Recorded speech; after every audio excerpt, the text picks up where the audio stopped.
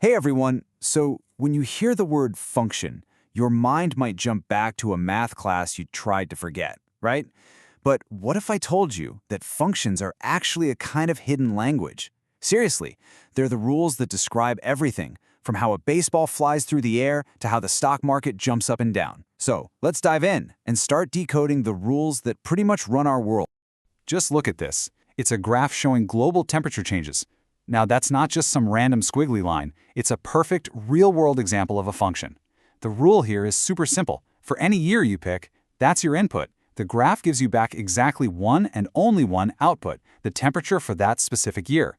It's a predictable relationship, and that right there is the heart of what a function is all about. So here's our game plan. We're going to see that functions are literally everywhere. Then we'll break down what they are with a simple rule machine idea. After that, we'll get good at spotting them, see how they can work together, and finally, look at them as this amazing tool for making sense of things. Okay, let's get right to it. What is a function, really? Forget the textbook jargon for a minute. We're going to think about this in a way that just makes sense. All right, so let's get the official definition out of the way real quick. A function needs three things: a set of inputs, the stuff you put in, a set of outputs, the stuff that can come out, and a rule that connects them. Now, the most important part, the absolute key, is that for each input you get exactly one output. No ifs, ands, or buts. One input, one output, period. And honestly, the best way to think about this is to picture a machine. You drop something in one end, an input, the machine does its thing, it follows its one specific rule, like double the number, and then bam, it spits out one single, totally predictable result. If you put the same thing in 100 times, you'll get the exact same thing out 100 times. And here's where we get those kind of fancy math words. The domain, that's just the official name for all the stuff you're allowed to put into the machine. And the range is all the possible stuff that could ever come out of it.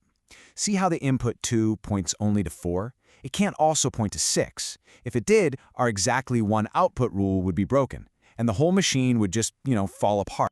So how does this machine actually work?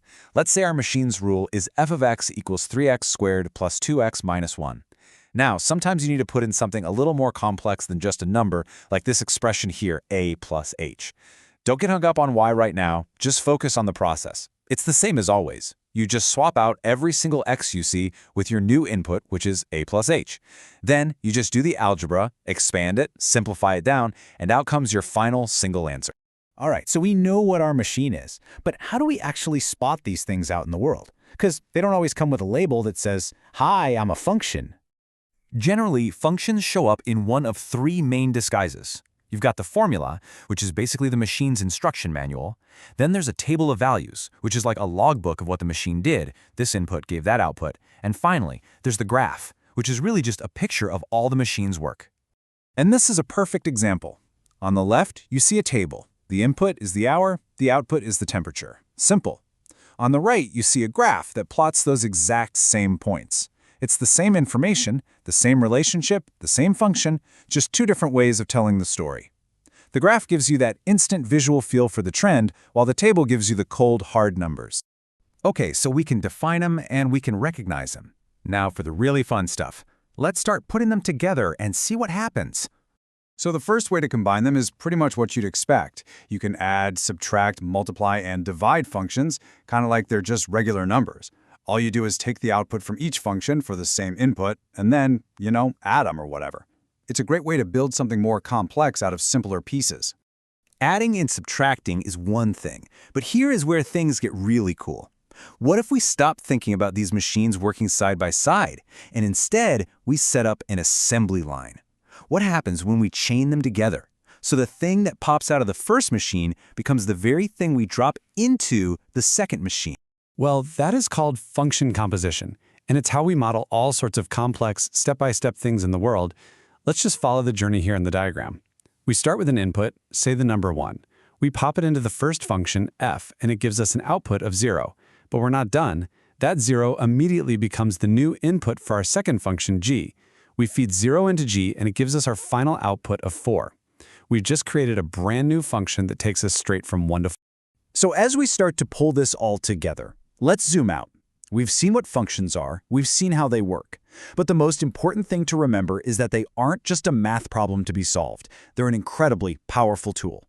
You know, some functions are so useful that they get their own special names. Take the absolute value function. Its rule is dead simple. How far is this number from 0 on the number line?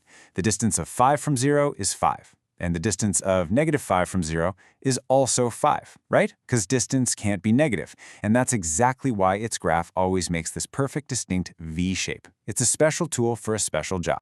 So let's pack up our new toolkit. First, the big idea. A function is just a consistent rule. One input in, exactly one output out. Second, we know they can look like formulas, tables, or graphs. Third, we can build bigger, better models by combining and composing them. And really, the main takeaway is this. Functions are the language of mathematics we use to describe relationships between, well, anything. And that brings us right back to you. Think about your own day. The number of hours you study is the input, and the grade you get is the output. The amount you press the gas pedal is the input, the speed of the car is the output. The hours you work, the money you make. So I'll just leave you with this question to think about. What relationship in your own life could be described by a function?